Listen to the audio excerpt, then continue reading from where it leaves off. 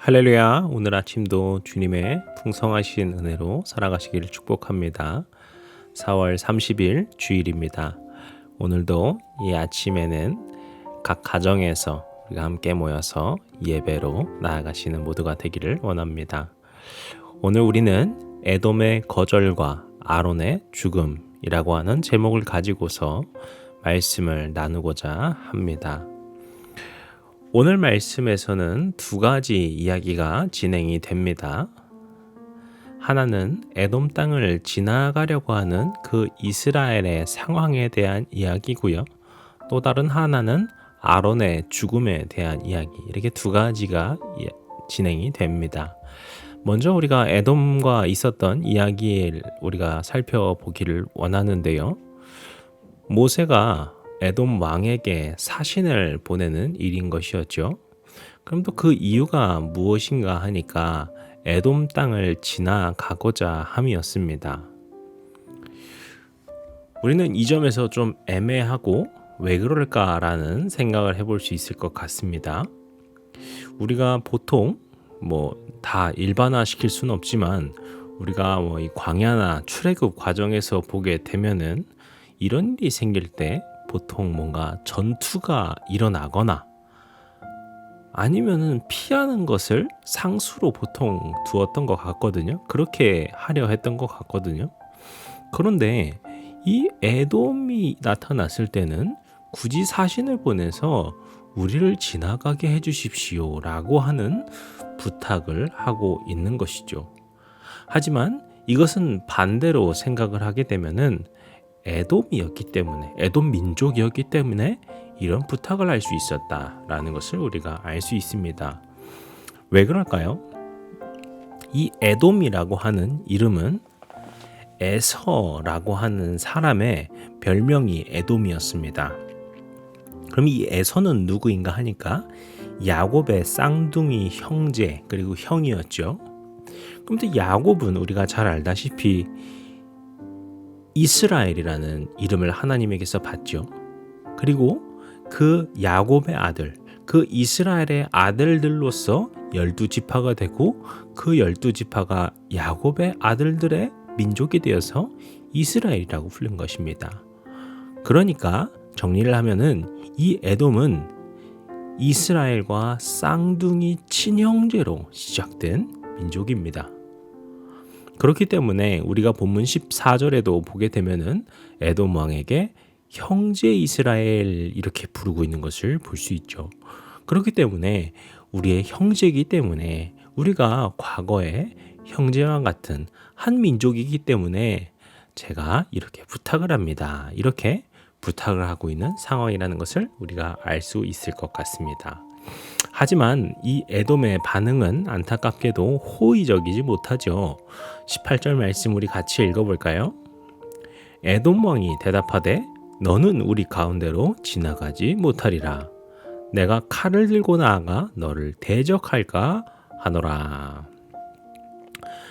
못 지나간다라는 것이죠. 마지막에 대적할까 하노라라는 말은요. 혹시라도 대적하면 어떡하냐라고 하는 어떤 질문이나 걱정에 의한 말이 아닙니다. 너희가 이리로 오면은 우리가 대적할 것이다 라고 하는 엄포입니다. 19절에서도 다시 한번 강력하게 간구를 하게 되지만 20절 말씀에서도 보시면은 더 강력하게 엄포하면서 못 오게 하는 것을 알 수 있습니다.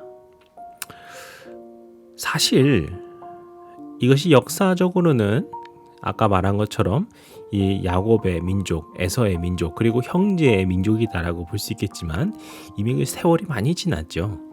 그렇기 때문에 그런 민족의 그 동일성, 그들이 같은 민족이다라고 하는 그 느낌을 받기도 어려웠을 뿐더러 많은 학자들은 당시 이스라엘이 에돔보다 인구적인 면에서 더욱더 컸을 것으로 보고 있습니다. 그렇기 때문에 아무리 이스라엘이 선한 의도만을 가지고서 지나만 가겠습니다라고 말을 할지라도 에돔의 입장에서는 인구면에서 더 큰 그 이스라엘이라는 그 민족이 자신의 땅에 그냥 들어오게 된다면 우리를 공격하거나 점령하거나 할 수 있다라고 하는 그런 걱정이 있었을 것이죠. 그렇기 때문에 이렇게 막은 것이다 라고 보고 있습니다. 하지만 그것은 또 어쨌든 그 에돔의 입장인 것이고요. 이스라엘 입장에서는 배신감도 들 수 있을 것 같아요. 앞서 말씀드린 것처럼 형제의 민족인데 우리가 한 민족인데 어떻게 그럴 수 있나라는 생각이 들 수도 있는 것이죠. 그런데 그 이후에 반응도 보게 되면은요, 우리가 또 지금까지 본 이야기들에 비해서 좀 특이한 것 같아요. 어떻게 하고 있죠? 21절을 보시게 되면은 같이 읽어볼까요? 에돔 왕이 이같이 이스라엘이 그의 영토로 지나감을 용납하지 아니하므로 이스라엘이 그들에게서 돌이키니라. 아멘. 이스라엘의 결정이 무엇입니까? 그래, 그러면은 에돔 땅을 굳이 통과해서 지나가지 말자. 우리가 돌아가자. 이런 결정을 내린 것이죠. 앞서 말씀드린 것처럼 지금까지의 모습을 보면은요, 어떻게 하나님의 백성을 이렇게 막고 할 수 있단 말입니까? 이렇게 해서 막 뭔가 싸우고 그럴 것 같은데, 또 이들의 이런 모습이 괘씸하다거나 배신감을 느끼기 때문에 더욱더 이런 전쟁이 일어날 수도 있었을 것 같거든요. 하지만 이스라엘의 선택은 전쟁이나 다툼이나 분쟁이 아니라 우회하여서 돌아가는 것이었다라는 것이죠. 저는 이 부분을 묵상하면서 이것이 주님께서 주시는 지혜이구나라는 생각이 듭니다. 우리가 이 세상을 살아간다는 건, 우리가 믿음을 가지고서 신앙을 가지고서 살아간다는 것은요, 때로는 용기 있게 담대하게 능히 이기는 마음으로 헤쳐나가는 것도 필요하지만요, 때로는 우리가 지혜를 가지고서 지혜롭게 일을 해야 될 때도 있을 것입니다. 매번 무언가 부딪히면서 일을 해결하는 것이 아니라 주님께 지혜를 구할 때 주님께서 주시는 그 좋은 방법으로, 무언가 분쟁이 생기거나 무언가 곤란한 일이 생기면서 그것을 헤쳐나가는 것이 아니라 그것이 아름답게 평안하게 이루어지는 것을 주님께서 우리에게 인도하실 수도 있는 것이죠. 오늘 우리가 이 점을 묵상해 보면서 오늘 우리 가정에 있는 많은 문제들 혹은 기도 제목이 있을 때 주님께서 우리에게 어떠한 또 지혜를 가지고서 말씀하여 주실까, 어떠한 놀라운 일들을 통하여서 우리를 인도하여 주실까, 우리가 이런 기대하는 마음을 가지고서 우리가 함께 말씀을 나누면서 우리가 기도하고 중보하는 시간이, 그렇게 깊이 묵상할 수 있는 시간이 되었으면 좋겠습니다. 그리고 22절부터 마지막 절까지는 앞서 말씀드린 것처럼 아론의 죽음과 또 그리하여서 그가 장사되는 이야기를 하고 있습니다. 백성들이 호르 산에 이르렀을 때 하나님께서 아론의 죽음을 예언하시죠. 우리는 어제 이 무리바 물에서의 사건을 다루었습니다. 그리고 그때 모세와 아론이 가나안 땅에 들어가지 못할 것에 대해서 주님께서 강하게 예언하신 것을 보았습니다. 그렇기 때문에 이 모세와 함께 이스라엘 지도자로서 쭉 함께 해왔던 아론이 가나안에 들어가지 못하고 결국 이 호르산에서 죽게 되었다라는 것이죠. 그리고 이제 아론이 그 뒤를 이을 사람으로서 그의 세 번째 아들인 엘르아살을 선택을 합니다. 그리고 아론의 옷을 엘르아살에게 입힘으로써 그가 그 뒤를 잇는 것을 상징적으로 보여줍니다. 그런데 우리가 이것을 생각해 볼 수 있죠. 첫째와 둘째는 그럼 어디 있습니까? 왜 셋째 엘르아살입니까? 우리가 이전의 말씀을 보아왔다면은 우리가 기억할 수 있겠지만, 원래라면은 첫째와 둘째, 거의 첫째가 뒤를 잇는 것이 맞았겠죠. 그리고 이 첫째와 둘째도 모두 성전 일을 하고 있던 사람이었습니다. 이들의 이름은 나답과 아비후였는데요. 하지만 안타깝게도 이들은 하나님이 보시기에 옳지 못한 일을 합니다. 성경에서 이것에 대해서 자세하게 분명하게 다루고 있지는 않지만 그들이 하나님께서 정하신 불이 아닌 다른 것을 사용했다라는 기록이 있습니다. 그리고 그로 인하여서 그들이 불에 타서 죽게 되었다라는 것을 이야기를 이야기가 나옵니다. 그래서 그 첫째와 둘째인 나답과 아비후가 그렇게 죽게 되어서 셋째 아들 엘르아살이 그 뒤를 잇게 된 것입니다. 저는 이 점에 대해서도 우리가 이러한 부분을 생각하게 되는 것 같아요.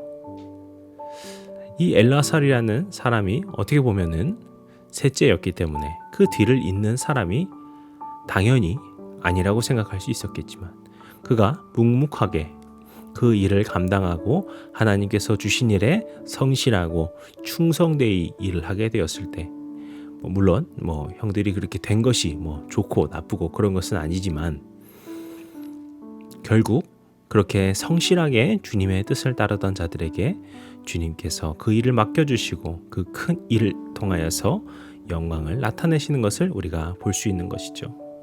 우리가 하나님의 말씀에 순종하며 살아갈 때 우리가 그것을 진정으로 믿고 살아갈 때 주님께서 우리에게 놀라운 길을 인도하여 주시고 또 우리에게 큰 일을 행하여 주시는 줄로 믿습니다. 오늘 우리에게도 우리 각 사람들에게도 또 우리 가정에도 주님께서는 많은 일을 예비해 두고 계시고 많은 일을 하시고자 기대하고 계십니다. 우리는 어제 그리고 이 또 엘르아셀의 이야기를 통하여서 나답과 아비후를 또한 본 것처럼 어떻게 보면은 안타깝게 하나님의 말씀을 따르지 않아서 가나안 땅에 도착하지 못한 모세와 아론의 모습도 본 것이고요. 그 나답과 아비후라고 하는 그들이 죽게 되는 일도 잠깐 말씀을 가지고 잠깐 나누었습니다. 하지만 우리는 또 이 엘르아살이라는 사람이 그렇게 하나님 앞에 충성되이 행하여서 그가 그 뒤를 잇는 것을 보면서 우리는 어떤 사람이 되어야 될까? 주님, 우리가 그렇게 주님 안에서 성실히 살아가는 주의 백성들 되게 하여 주시옵소서. 오늘 우리의 삶이 주님 앞에서 충성되이 살아갈 수 있는 은혜의 삶이 되게 하여 주시옵소서. 그러한 고백이 우리 성도님들 가운데 그리고 그 각 가정 가운데 세워지시기를 축복합니다. 오늘 우리가 이 두 가지 이야기, 이 에돔의 거절 그리고 아론의 죽음이라는 이야기를 가지고 말씀을 나눴습니다. 우리가 이 말씀을 기억하면서 오늘 하루를 능력 가운데 기쁨 가운데 살아가실 수 있는 그런 혜림의 가족들 가정 되시기를 주님의 이름으로 축복합니다.